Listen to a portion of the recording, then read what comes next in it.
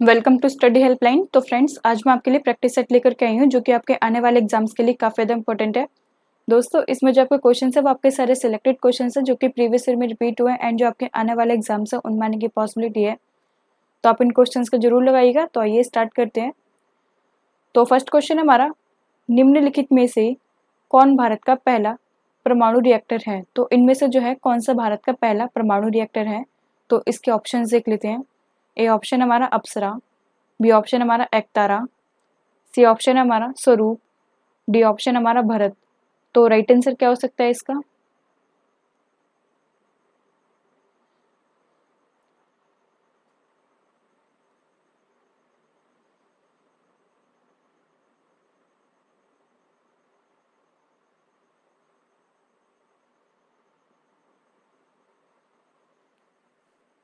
इसका right answer है option number A, अप्सरा इसका राइट आंसर है। भारत का पहला परमाणु रिएक्टर जो था आपका वह अप्सरा था। तो आइए और जान लेते हैं इसके बारे में।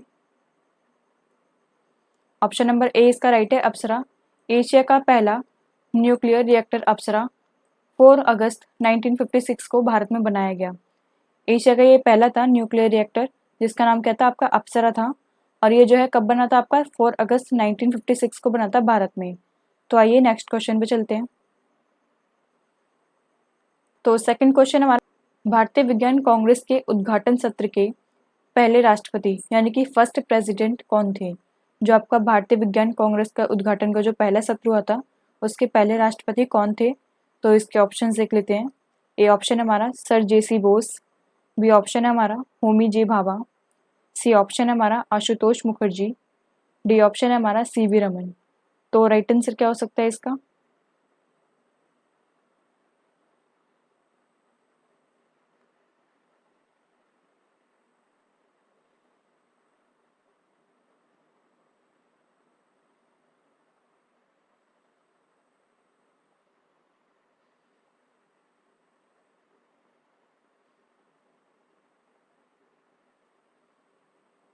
इसका राइट आंसर है option number C, Ashutosh Mukherjee जो है इसका राइट आंसर है। भारतीय विज्ञान कांग्रेस के उद्घाटन के जो सत्र के पहले राष्ट्रपति थे वे आपके आशुतोष मुखर्जी थे। तो आइए और जान लेते हैं इसके बारे में। ऑप्शन नंबर सी इसका राइट है, आशुतोष मुखर्जी। भारतीय विज्ञान कांग्रेस उद्घाटन के सत्र के पहले राष्ट्रपति आपके आशुतोष मुखर्जी थे। तो आइए नेक्स्ट क्वेश्चन पे चलते हैं। तो थर्ड क्वेश्चन हमारा, जम्मू कश्मीर आधिकारिक भाषा विधेयक ऑफिशियल लैंग्वेज बिल 2020 संसद द्वारा पारित कर दिया। इसके तहत जम्मू कश्मीर की कितनी आधिकारिक भाषा होंगी। इसमें आपका है जम्मू कश्मीर की जो आधिकारिक भाषा है वह आपका विधेयक लाया गया, उसमें जो और भाषाएं जो है ऐड की गई हैं। तो अब जम्मू कश्मीर में जो है कितनी आधिकारिक भाषा होंगी। तो इसके ऑप्शन देख लेते हैं। ए ऑप्शन हमारा 3, बी ऑप्शन हमारा 5, सी ऑप्शन हमारा 4, डी ऑप्शन हमारा 6। तो राइट आंसर क्या हो सकता है इसका।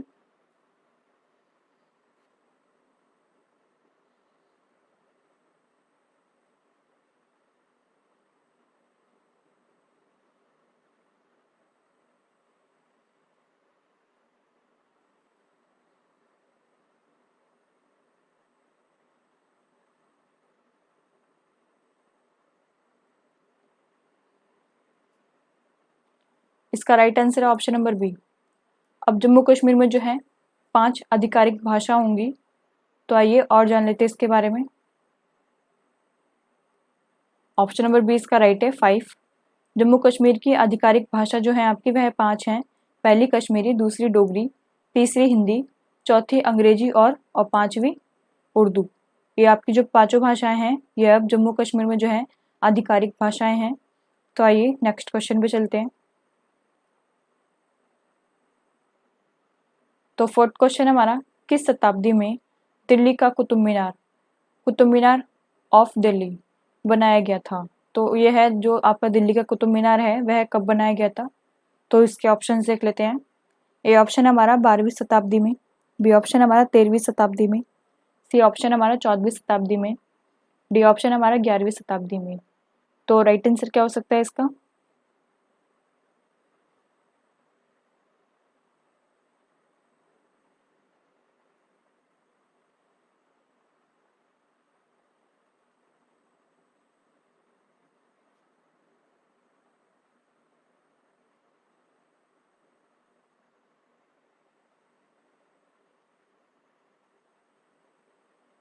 इसका राइट आंसर है ऑप्शन नंबर बी, 13वीं शताब्दी में बनाया गया था आपका दिल्ली का कुतुब मीनार। तो आइए और जान लेते हैं इसके बारे में। ऑप्शन नंबर बी इसका राइट है, 13वीं शताब्दी। कुतुब मीनार के निर्माण का प्रारंभ कुतुबुद्दीन ऐबक 1206 से लेकर 1210 ईस्वी ने किया गया। जो आपका कुतुब मीनार जो बनाई गई थी आपकी, वह कुतुबुद्दीन ऐबक के द्वारा जो है इसको स्टार्ट किया गया। कब किया गया? 1206 से लेकर 1210 में।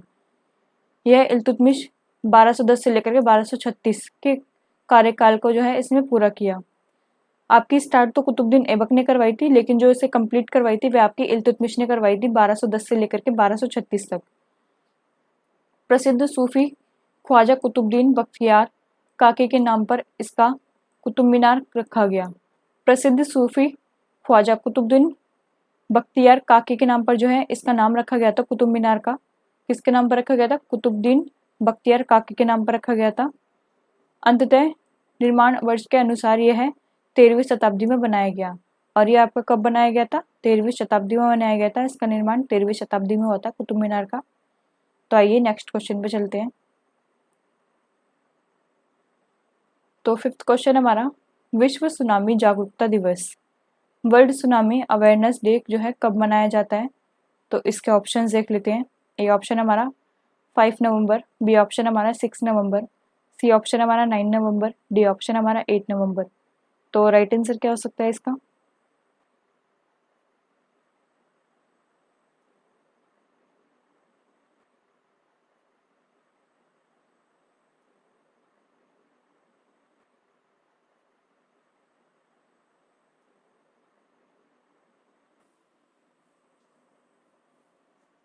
इसका राइट आंसर है ऑप्शन नंबर ए, 5 नवंबर को मनाया जाता है आपका विश्व सुनामी जागरूकता दिवस।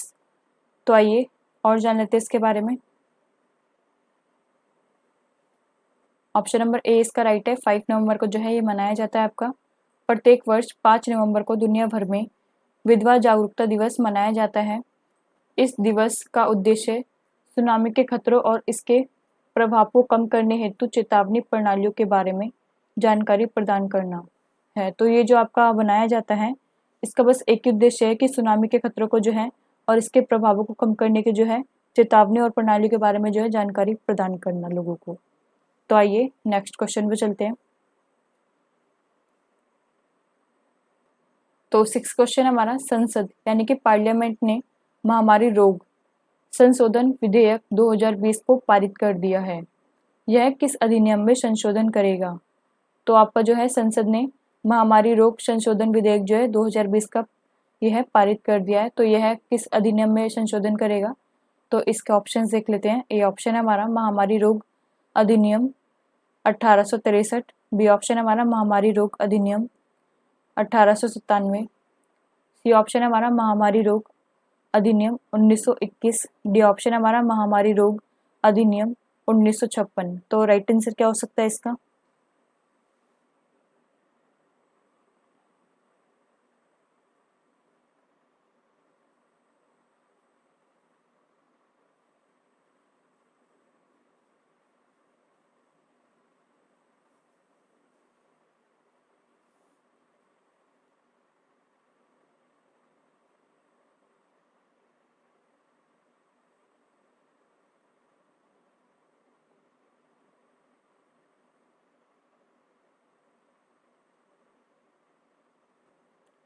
इसका राइट आंसर है ऑप्शन नंबर बी, महामारी रोग अधिनियम 1897 जो है इसका राइट आंसर है। संसद ने जो है महामारी रोग अधिनियम 2020 को जो पारित किया है वह आपका किस में संशोधन करेगा? महामारी रोग अधिनियम 1897 में जो है यह संशोधन करेगा। तो आइए और जान लेते हैं इसके बारे में। ऑप्शन नंबर बी इसका राइट है, महामारी रोग अधिनियम 1897। इसमें स्वास्थ्य कर्मियों पर हमला करने वालों के लिए जो है सजा का प्रावधान किया गया है। इसमें जो आपके स्वास्थ्य कर्मी हैं अगर उन पर कोई हमला होता है तो इसमें जो है सजा का प्रावधान किया गया है। तो आइए नेक्स्ट क्वेश्चन पे चलते हैं।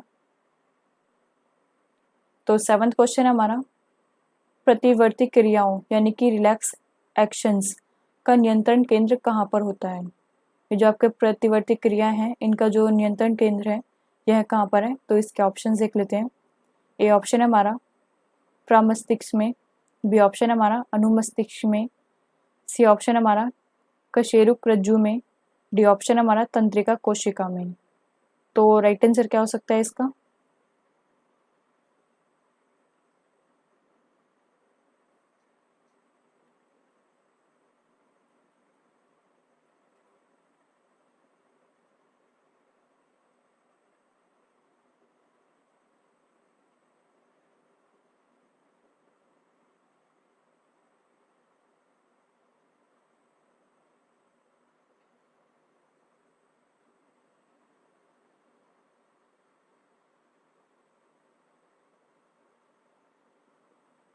इसका राइट आंसर है ऑप्शन नंबर सी, कशेरुकु रज्जु यानी कि वर्टेब्रल कोड में जो है इसका राइट आंसर है कशेरुकु रज्जु में जो है प्रतिवर्ती क्रियाओं का जो है नियंत्रण केंद्र है।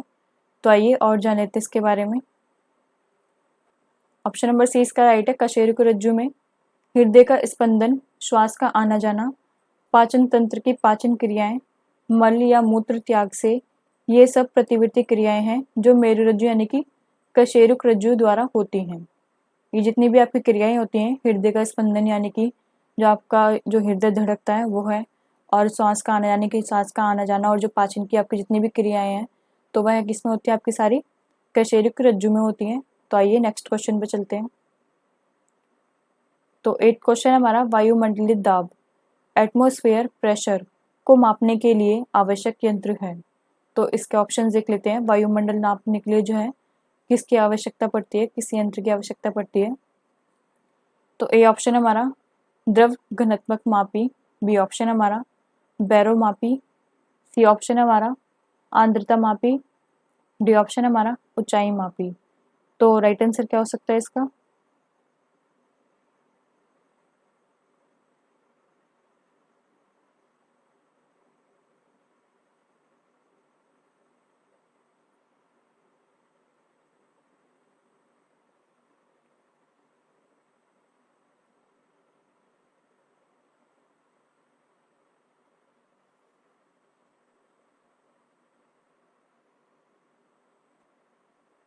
इसका ऑप्शन नंबर बी सही है, बैरोमापी जो है इसका राइट आंसर है। इसे इंग्लिश में बैरोमीटर बोलते हैं और अक्सर ये पेपरों में बैरोमीटर ही आता है, तो आप इसे बैरोमीटर ही याद रखिएगा। तो आइए और जान लेते हैं इसके बारे में। ऑप्शन नंबर 20 का राइट है, बैरोमीटर। वायुमंडलीय दाब को बैरोमीटर द्वारा मापा जाता है। आर्द्रता मापी द्वारा वायुमंडलीय आर्द्रता मापा जाता है। जो आपका आर्द्रता मापी होता है उसमें जो क्या मापा जाता है? आपका आर्द्रता मापी जाती है। तो आइए नेक्स्ट क्वेश्चन पे चलते हैं। तो 9th क्वेश्चन हमारा, किस भारतीय लीडर ने चिकित्सा शिक्षा के लिए 2020 का आईजी नोबेल पुरस्कार जीता? तो वह किसने जीता है आईजी नोबेल पुरस्कार जो कि चिकित्सा शिक्षा के क्षेत्र में है 2020 का? तो इसके ऑप्शन देख लेते हैं। ए ऑप्शन हमारा नरेंद्र मोदी, बी ऑप्शन हमारा डॉक्टर हर्षवर्धन, सी ऑप्शन हमारा रामनाथ कोविंद, डी ऑप्शन हमारा इनमें से कोई नहीं। तो राइट आंसर क्या हो सकता है इसका?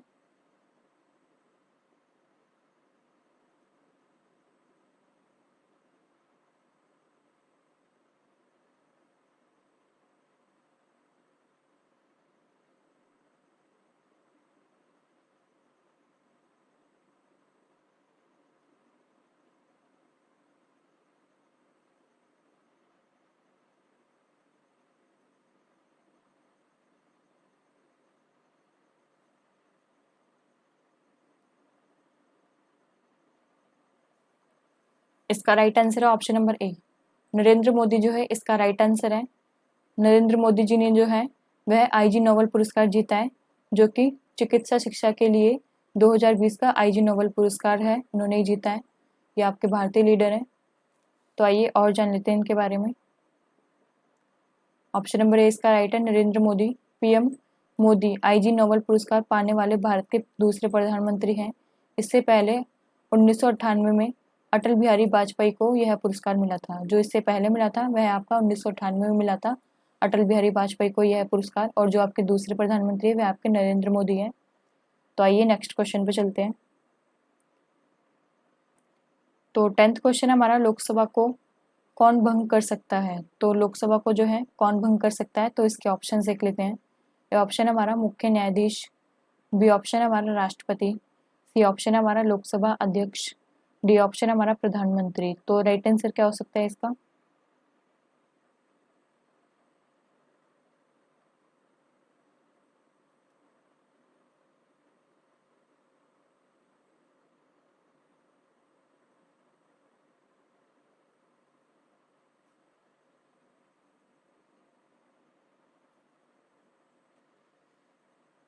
इसका राइट आंसर है ऑप्शन नंबर बी, राष्ट्रपति जो है इसका राइट आंसर है। प्रेसिडेंट जो है वह लोकसभा को भंग कर सकते हैं। तो आइए और जान लेते हैं इनके बारे में। ऑप्शन नंबर 20 का राइट है राष्ट्रपति। राष्ट्रपति के पास संसद के दोनों में से किसी भी सदन को बुलाने या स्थगित करने अथवा लोकसभा को भंग करने की जो है शक्ति है। राष्ट्रपति के पास जो है दोनों सदनों में से किसी को बुलाने की या फिर उसे रोकने की या फिर लोकसभा जो आपकी उसको भंग करने की जो है शक्ति है राष्ट्रपति के पास। तो आइए नेक्स्ट क्वेश्चन पे चलते हैं। तो 11th क्वेश्चन हमारा, गुप्त काल में किस धातु के सर्वाधिक सिक्के जारी किए गए? जो आपका गुप्त काल था उसमें जो है सबसे ज़्यादा सिक्के जो है किस धातु के आपके ज़्यादा चलाए गए थे? तो इसके ऑप्शन देख लेते हैं। ए ऑप्शन हमारा सोना, बी ऑप्शन हमारा चांदी, सी ऑप्शन हमारा तांबा, डी ऑप्शन हमारा लोहा। तो राइट आंसर क्या हो सकता है इसका?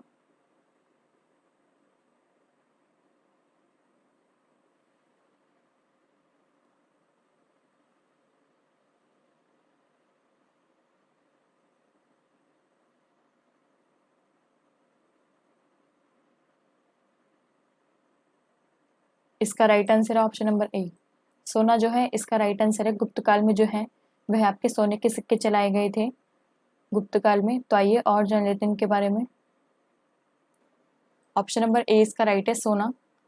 प्राचीन भारत के गुप्त राजाओं ने सबसे अधिक स्वर्ण मुद्राएं जारी की। गुप्त काल में जो है आपकी सबसे अधिक जो है स्वर्ण मुद्राएं जारी की गई, जो उनके अभिलेखों में दिनार, इनके लिए अभिलेख जो थे उसमें जो है इसे दिनार कहा जाता था। नियंत्रित आकार और भार वाली ये स्वर्ण मुद्राएं अनेक प्रकारों और उप प्रकारों में पाई जाती हैं। ये जो आपकी स्वर्ण मुद्राएं हैं इनके जो है अनेक प्रकार हैं और उप प्रकार हैं और ये वहीं पे आपकी पाई जाती हैं। तो दोस्तों आज के लिए बस इतना ही। अगर आपको ये वीडियो अच्छी लगी हो तो प्लीज़ इसे लाइक करें, शेयर करें, सब्सक्राइब करें हमारे चैनल को। तो मिलते हैं आपको ऐसी अगली वीडियो में। आज के लिए बस इतना ही। Thank you.